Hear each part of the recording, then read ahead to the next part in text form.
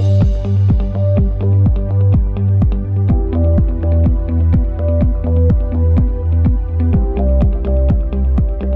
I want to welcome everybody back for another episode of AML Detectives.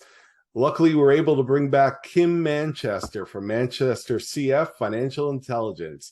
Kim, thank you so much for coming back. It's a pleasure. Oh, it's great to be here. Thanks, Justin. So we left off last time. We were talking about some hot topics. We were talking about, I don't want to say we were talking about politics. We weren't.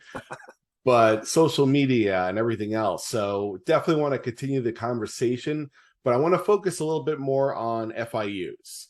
So, Yes. Which is a really important aspect, right? So if we're looking at not just FIUs in general, the broader picture, but also the narrower picture, the people that perform these positions, right? Right. How do they prepare themselves? You know, it's important to understand like all the internal workings, but what about the external forces that drive change and drive, I want to say, like discomfort for financial institutions? So the FIU is an attempt by a financial institution to create a financial intelligence unit within the FI in order to meet the expectations of regulators and hopefully exceed them and produce valuable financial intelligence for the various jurisdictions in which it operates in accordance with the various laws that govern it. And so the financial intelligence unit is very much a privatized version of a national FIU, pattern recognition, pulling in information from various sources, open source or internal transactions or customer data, detecting possible patterns of financial crime and disclosing them. The number one priority of a financial intelligence unit is to disclose suspicious activity. Suspicious activity, and a lot of it has been written about this, is something that simply doesn't pass the smell test. If you work in a bank, as I have done for many years and worked for that bank in various countries around the world, you get a good sense of what's right and what's wrong and what makes sense and what doesn't make sense. You know, the act of shipping freezers into the Arctic is perhaps something which causes one to say, not sure about that. And so reporting that suspicious activity and pulling in that information, both transactional and activity reports into that FIU, who then makes those appropriate disclosures to law enforcement or national financial intelligence units, because in some countries they're both. That's of paramount importance. And so the individuals within the bank's FIU have to be multi-skilled and capable of understanding the patterns of financial crime, but also understanding the banking products and industries and clients their bank serves. What's normal, what's abnormal, what makes sense, what doesn't make sense. And that's a very difficult challenge. It is an intelligence function. Financial intelligence units within banks are evolving into an offshoot of the intelligence community within the parameters of a private sector firm, which are very stringent in most jurisdictions. So that's the challenge, and it is a real challenge, especially with the rate of change being so fast these days on political events, economic events, and now the introduction of a global recession that makes life rather difficult. Yeah, I know. I hear you. So you mentioned something that piqued my interest, the difference between FIUs here in North America and abroad, right? Yes. There's certain countries that are different. What are the, like, for example, like what particular country can you discuss? It doesn't have to be one particular that's a little bit different than how an FIU functions here. Well, so my firm provides anti-money laundering training programs to FIUs around the world, not just in North America, but in G20 countries and emerging markets. The FIUs in many countries are a combination of a financial intelligence unit as structured and proposed by both the FATF and the Egmont Group, which is the Association of International FIUs.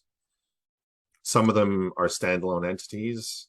Others are an offshoot of a law enforcement agency. Others are offshoots of the Ministry of Finance or that function, the Treasury. There are a lot of different models that work in accordance with the legal structures of different countries.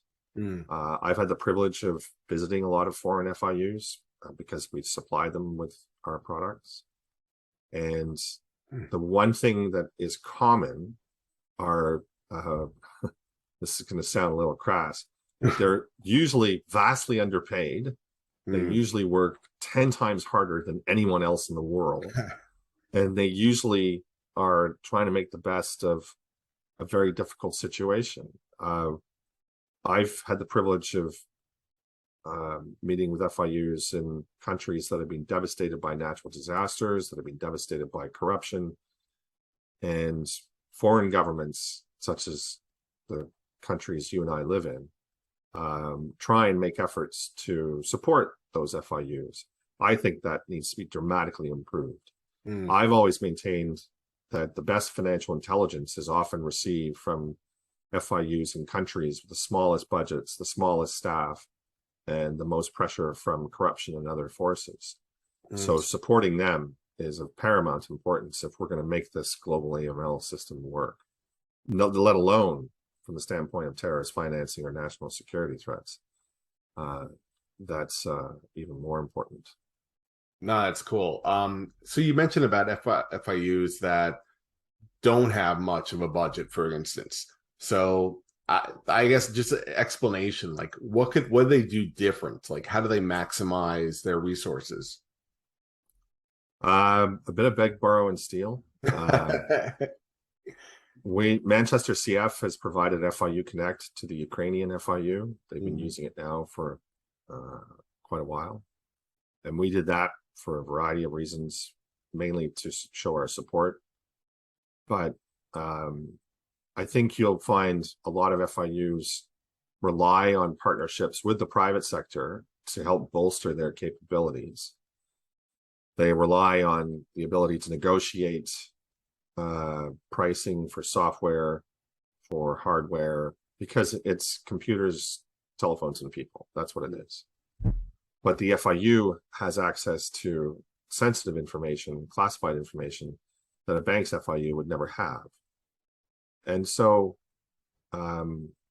they work with very difficult and stringent budgets to produce those gems of information that through the IGMAR group and mutual legal assistance treaties can then filter into countries such as yours and mine and provide gems of financial intelligence that show the activities of transnational organized crime, international terrorist groups, or national security threats sponsored by nations. And that's why we have to rise to the occasion and support efforts by the foreign relations divisions of government, the national FIUs in G7 and G20 countries who try and do outreach programs to support their cousins in other nations. It's incredibly important for this global system to work, because if it doesn't work, you just have a bunch of G7 countries acting as if they have everything under control, and the rest of the world does its own thing, which is insane. I mean, ain't gonna happen. Yeah. All right. Awesome. All right. So I got to segue to my favorite topic, crypto. Oh God, really? Yeah. What's Bitcoin worth? $12? I'm an Ethereum guy. It's everything. Like, I'm a huge fan. Listen, I've been investing in this for a number of years, and I love talking about the regulatory side. Don't worry, we're not going to talk about investment recommendations here. I have none.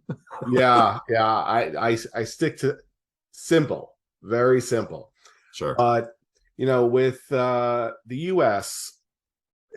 possibly adding new regulations in the near future, I know we have SEC, IRS, things like that, but there are other countries that are adopting it too, more regulatory on the regulatory side. Where do you see the emerging trends right now towards more regulation and, I guess countries? Oh, that's very easy. Thank you. That's very easy. The emerging trends of regulation will be pushed by those who lost their shirts in a massive asset bubble where Bitcoin went from, was it 70,000 to 18,000. Yeah. As soon as Joe Public suffers crippling losses due to cash investment or leverage investment into a particular asset class, phone calls start being made to their local and national representatives in government saying, you got to put a stop to this.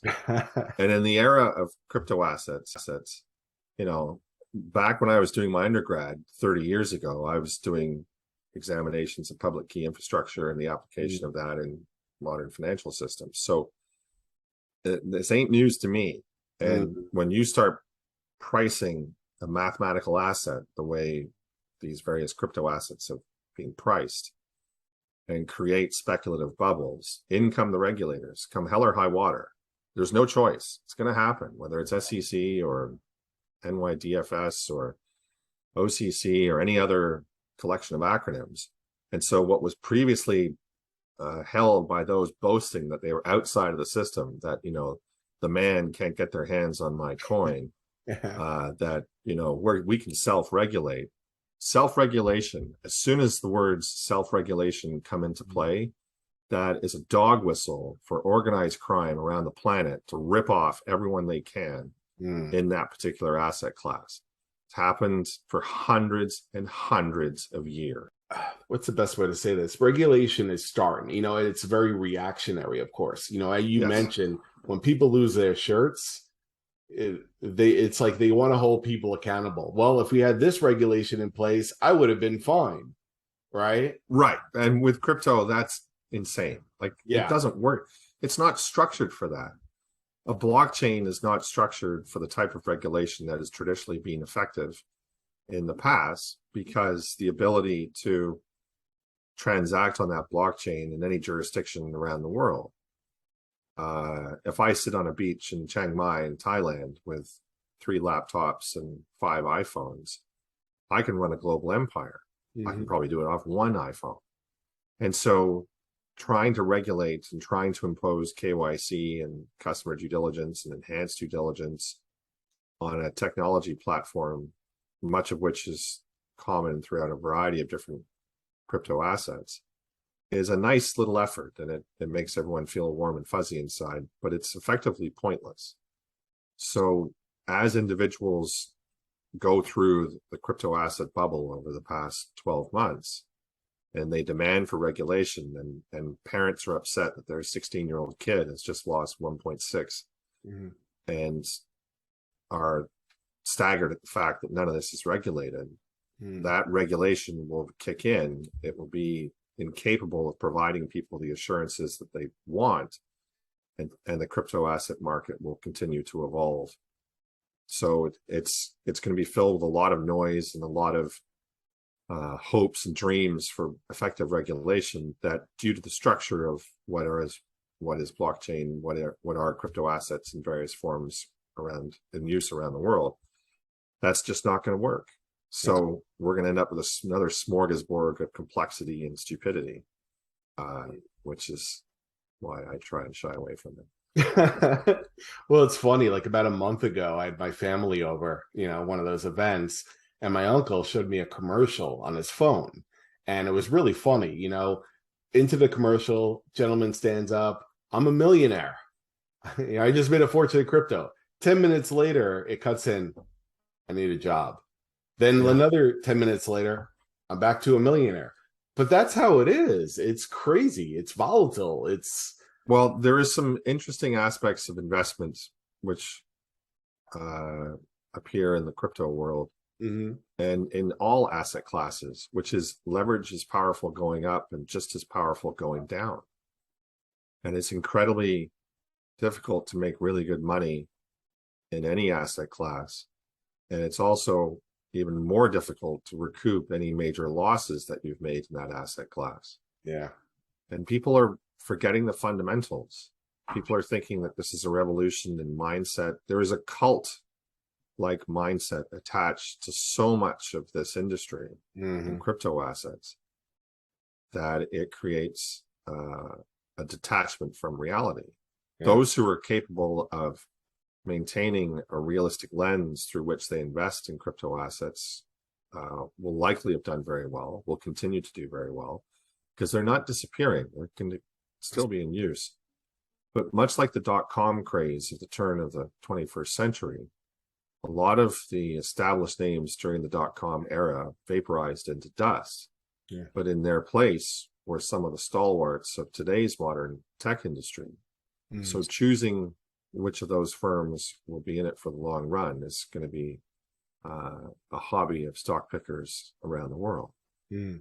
But for individual retail investors, I mean, there's a whole bucket load of risk there that I couldn't even begin to describe. Yeah, but you think about it, like the crypto winter, you can label it whatever you want. Since the high of Bitcoin, Ethereum, and all of those, but it kind of roots out the tokens that are fads, right? You think about, Yes, but it also erases some of the religious fervor. yeah. And I'll go back to the Dutch tulip crisis of the 19th century. Mm-hmm. And the fact that everyone was thinking that tulips were an incredibly wise investment because Mr. So-and-so down the street just bought a new horse. And well, if he's got a new horse, why can't I have a new horse? And those same patterns of human behavior erupt in all sorts of equity bubbles, dot-com crisis, all sorts of economic crises that evolve once the pattern of where reality sets in. Like I live in a country where the housing market prices are rising at a level of this, and GDP growth is this. So that's unsustainable over the long run. And as a result, and because of high inflation and more demanding criteria from banks on people who take out mortgages, the housing price level is going from this down to this, and then we'll go to this, etc. And that's happened before and will happen again. Yeah. What's old is new again. And so my heart goes out to people who've been damaged by this alleged crypto winter, who have been damaged by investing in an asset class that they don't quite understand, and who have bought into the hype of various hucksters who have sold them on the prospect of massive returns.